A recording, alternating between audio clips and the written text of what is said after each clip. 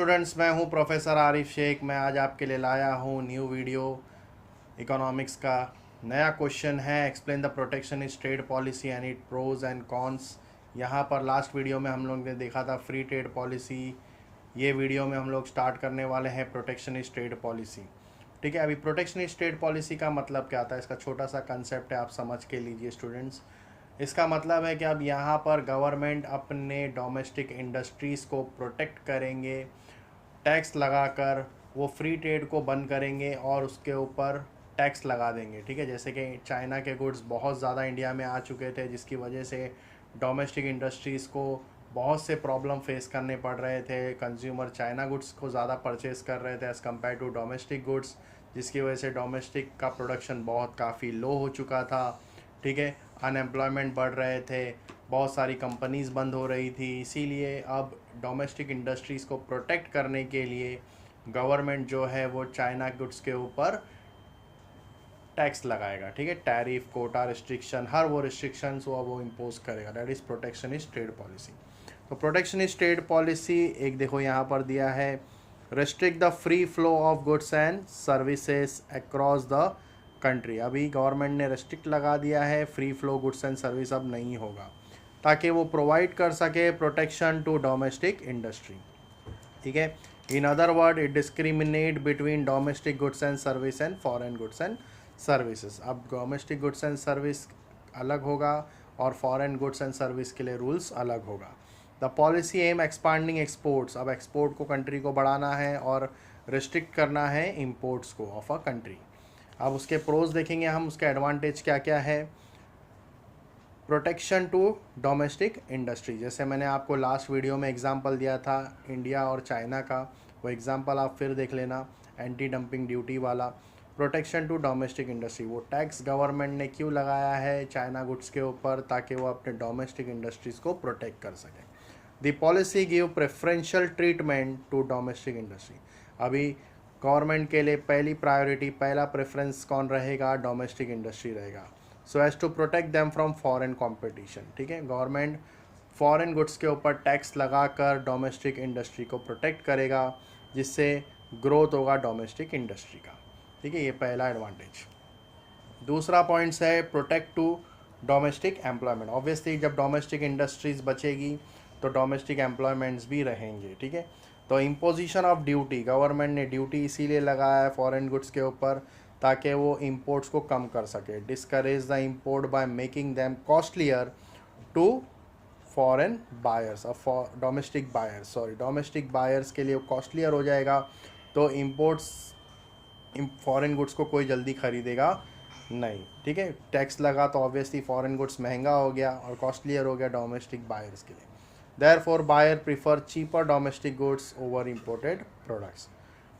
Next point है conservation of foreign exchange reserves. ठीक है, देखो यहाँ पर मीनिंग में ही ऑलरेडी दिया था, एक्सपोर्ट को एक्सपांड करना है और रिस्ट्रिक्ट करना है इंपोर्ट को। तो जितना आप एक्सपोर्ट करोगे पैसा उतना कंट्री में फ़्लो होगा, आएगा, और जितना ज़्यादा इंपोर्ट करोगे तो पैसा जाएगा। तो कंट्री में इंपोर्ट के ऊपर रिस्ट्रिक्शन लगाया है तो ऑब्वियसली पैसा बाहर ज़्यादा नहीं जाएगा।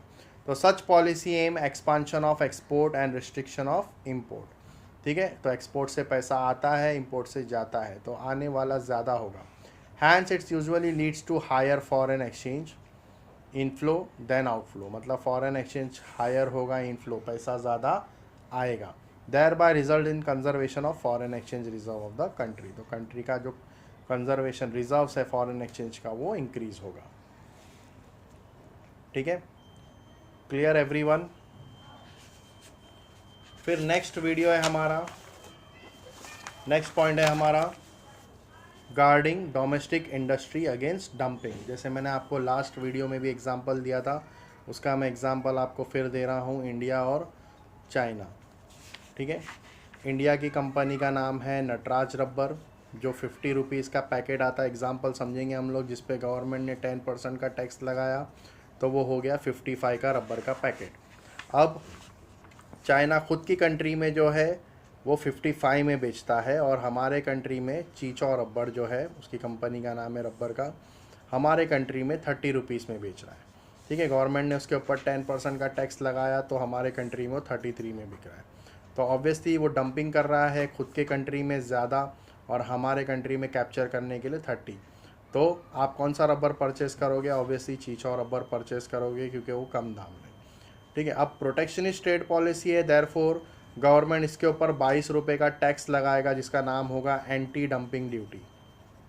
एंटी डंपिंग ड्यूटी अब इसको गवर्नमेंट कर देगा 55 में और दोनों अब कंपटीशन करेंगे। ठीक है, तो अब आप कौन सा रबर परचेस करोगे? ऑब्वियसली डोमेस्टिक का रबर परचेस करोगे, डेट इज़ नटराज रबर। तो यहाँ पे पॉइंट का मतलब समझो, guarding domestic industries against dumping.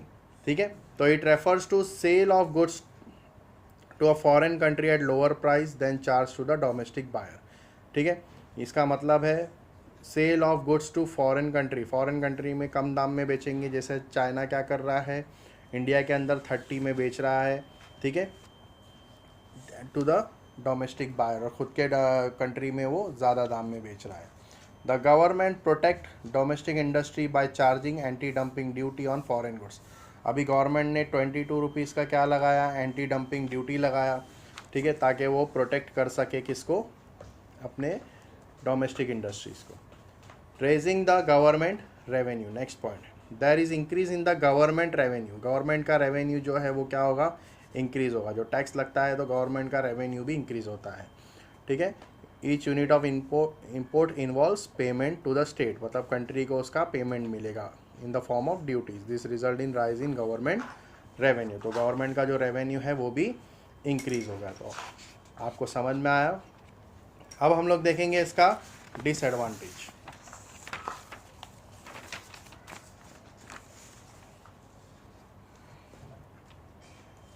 Protectionist trade policy and it cons, some of the demerits या डिसएडवांटेज बोल सकते हैं। ठीक है, सबसे पहला पॉइंट दिया है हिंडर कंपटीशन। अभी देखो हिंडर कंपटीशन का मतलब क्या होगा? Since the policy give preferential treatment to domestic goods, अब गवर्नमेंट डोमेस्टिक गुड्स को पहला प्रेफरेंस दे रहा है as compare to foreign goods. तो जो कंपटीशन था, हेल्दी कंपटीशन था बिटवीन डोमेस्टिक और फॉरेन इंडस्ट्री का, वो ख़त्म हो जाएगा। अब डोमेस्टिक इंडस्ट्रीज जो है वो कंपटीशन लेवल नहीं रखेगी फॉरेन गुड्स के साथ में। समझ में आया? रिस्ट्रिक्ट कंज्यूमर चॉइस, जो पहले कंज्यूमर को बहुत सारे चॉइसेस मिलते थे गुड्स परचेस करने के लिए, वो फॉरेन गुड्स भी देख सकता था, डोमेस्टिक गुड्स भी देख सकता था। अब उसके पास चॉइसेस नहीं रहेंगे क्योंकि ऑब्वियसली ज़्यादा गुड्स फॉरेन कंट्रीज नहीं, ज़्यादा इंपोर्ट ही नहीं होगा तो फॉरेन गुड्स कहाँ से आएगा?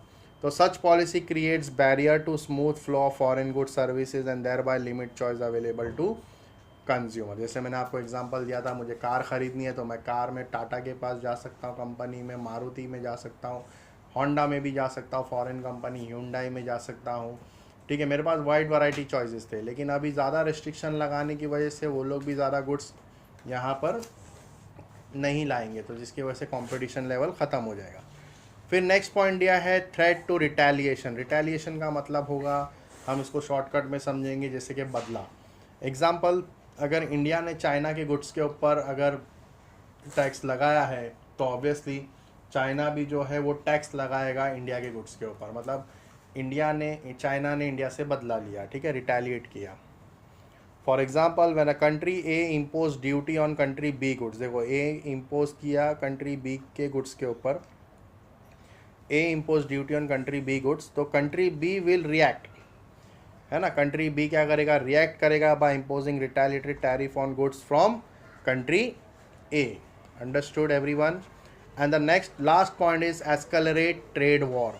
ठीक है, जैसे ही इंडिया और चाइना आपस में एक दूसरे के ऊपर ये लगाएंगे, टैक्स लगाएंगे गुड्स के ऊपर, तो ऑब्वियसली दोनों का ट्रेड वॉर शुरू हो जाएगा। तो such policy stir up the tension between the countries involve in international trade. It also leads to other economic problem, जैसे कि एक्सपोर्ट रिड्यूस हो जाएगा, डिमांड हायर, अनएम्प्लॉयमेंट, ये सब अनएम्प्लॉयमेंट लेवल बढ़ेगा। ठीक है, reduce export demand, higher unemployment and so on, ये सारे सब ट्रेड वॉर में शुरू हो जाएंगे। तो अब समझ में आया आप लोग को स्टूडेंट्स? सारे के सारे पॉइंट्स मैंने आप लोग को एक्सप्लेन किए। प्रोटेक्शनिस्ट ट्रेड पॉलिसी के मेरिट्स एंड डीमेरिट्स हमने यहाँ पर कंप्लीट किया। नेक्स्ट वीडियो में हम लोग मिलेंगे नेक्स्ट लेक्चर्स के साथ में। आपको दैट्स ऑल फॉर टुडे। अच्छा लगा, पसंद आया तो लाइक करो, शेयर करो अपने फ्रेंड्स लोग के साथ में।